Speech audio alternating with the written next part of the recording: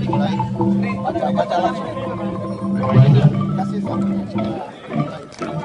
Acara pada pagi hari ini akan segera kita mulai di dalam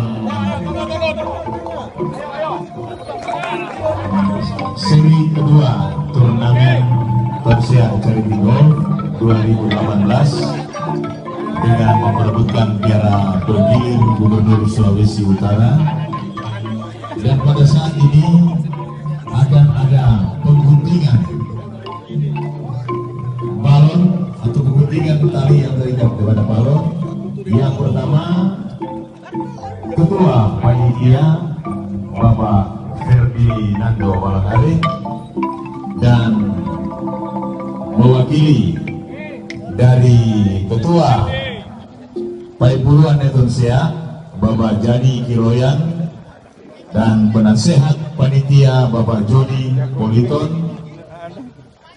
Perwakilan players Bapak Hari Motolalu diharapkan untuk maju ke arah tali.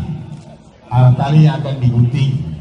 Dan perwakilan sponsor mandiri Bapak Tommy Leo. Dan juga dimohon kepada yang sudah saya bacakan tadi agar dapat maju ke arah tali. Dan perwakilan dari sponsor, perwakilan dari